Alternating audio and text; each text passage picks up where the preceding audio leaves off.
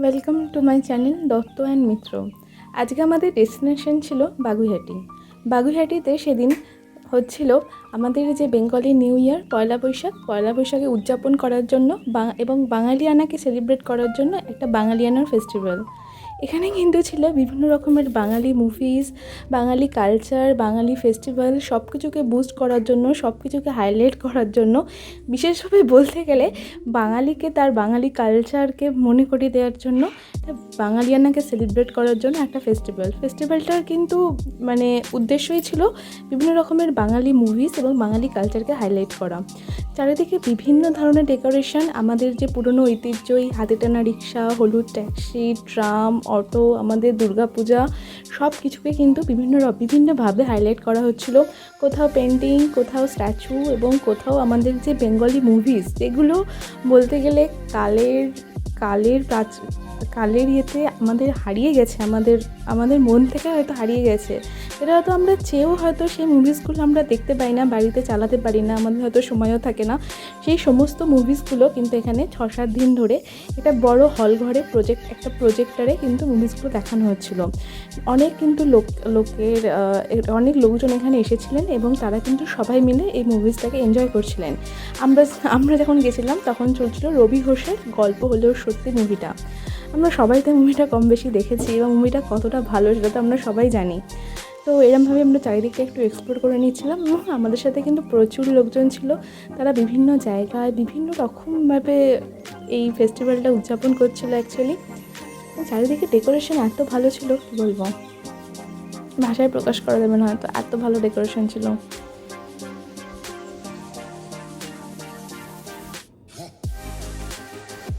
এত সুন্দর সুন্দর চারিদিকে পেন্টিংস ছিল, কোথাও পেন্টিংস, কোথাও ফটোগ্রাফস, কোথাও স্ট্যাচু।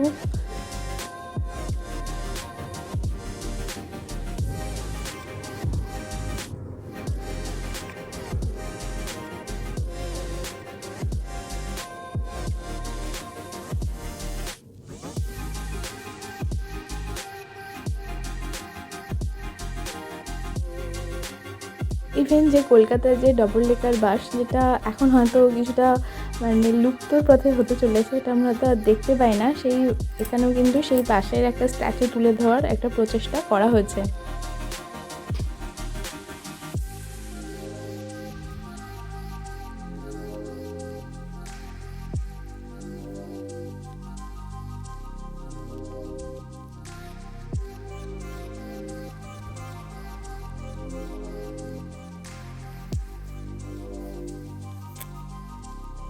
ভেতরে একটা রেস্টুরেন্ট মতো ছিল, ভেতরে পেন্টিংসগুলো কিন্তু খুব সুন্দর লাগছিল।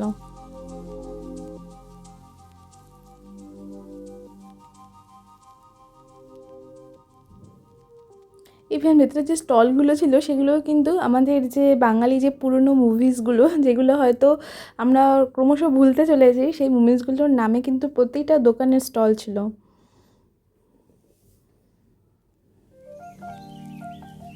এর লোকেশানটা বলতে গেলে কিন্তু একদম বাগুইহাটি যে স্টপেজ, আমরা বাগুইহাটি বলতে যে স্টপেজটা চিনি, ওইখানে নামলেই কিন্তু দেখা যাবে এখানে মেলাটা হচ্ছে। যারা বাগুইহাটিতে থাকেন বা বাগুইহাটির চারিপাশে থাকেন তারা অবশ্যই একদিন এসে মেলাটা দেখে যেতেই পারেন। একটা সন্ধে ফ্যামিলির সাথে বা নিজেদের ফ্যামিলির যারা ছোট মেম্বার বা যারা এজেড মেম্বার তাদের সাথে কিন্তু কাটাবার জন্য একটা খুব সুন্দর ডেস্টিনেশন বলা যায়। আশা করি সবার ভালো লাগবে।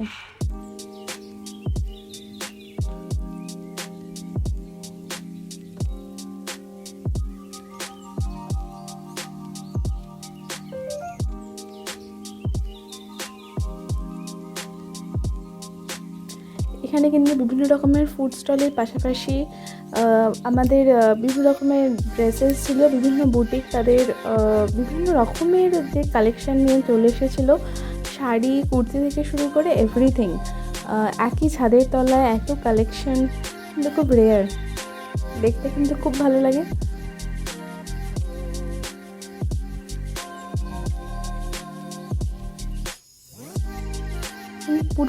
পুরোটাই কিন্তু আমাদের বাঙালি কালচার, বাঙালি ফেস্টিভ্যাল, বাঙালি ফুড হ্যাবিট, এটাকে হাইলাইট করার জন্যই কিন্তু পুরো ফেস্টিভ্যালটা।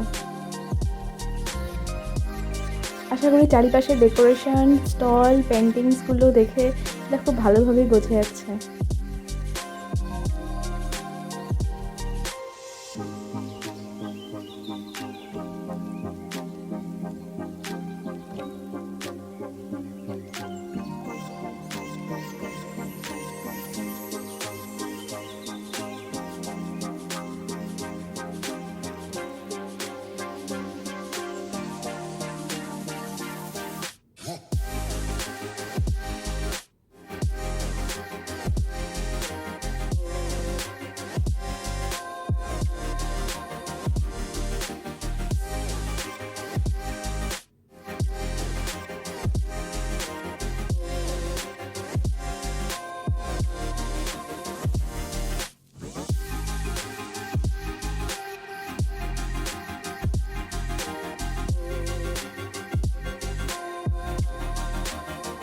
চারিদিকে এত সুন্দর ডেকোরেশন, এত আলো, এত মানুষের ভিড় যেন মন ভরিয়ে দেয়।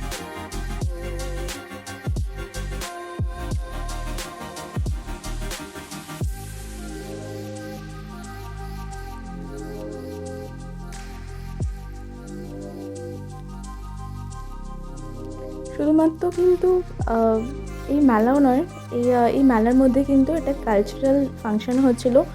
বিভিন্ন রকমের গান, নাটক, আবৃত্তি, শ্রুতি নাটক সব কিছুই কিন্তু এর মধ্যে ছিল। ফ্যামিলির সাথে একটা সন্ধ্যা কিন্তু এখানে এসে কাটানোই যায়।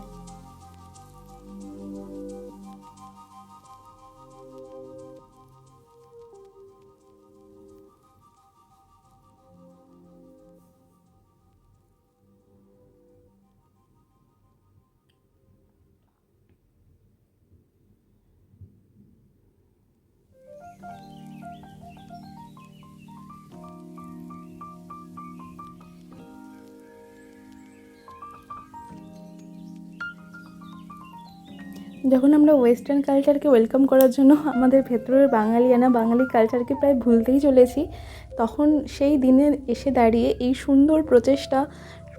সুন্দর প্রচেষ্টাকে অবশ্যই মন থেকে বাহবা জানাই এবং চাই যেন প্রতি বছর এরমভাবেই এই বাঙালি কালচার, বাঙালি ফেস্টিভ্যাল নিয়ে আবার সুন্দরভাবে তুলে ধরুক। এবং আমার মনে হয় যে সবারই ওদের এই প্রচেষ্টাকে সাপোর্ট জানানো উচিত, এবং সেই হিসাবে যারা কাছাকাছি আছেন তারা তো অবশ্যই আসতে পারেন এবং আসলে অবশ্যই ভালো লাগবে।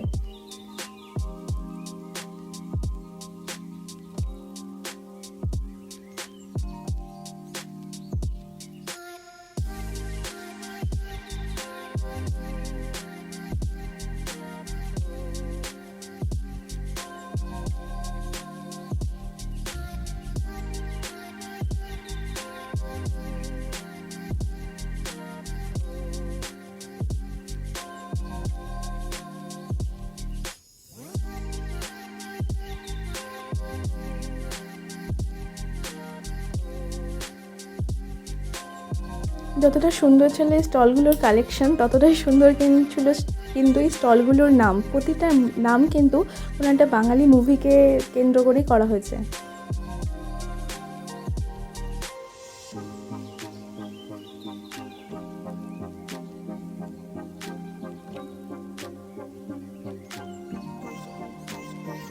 চলুন আজকে এই পর্যন্তই, আবার দেখা হবে পরের কোনো ভিডিও নিয়ে। টাটা, বাবাই, সবাই ভালো থাকবেন, গুড নাইট।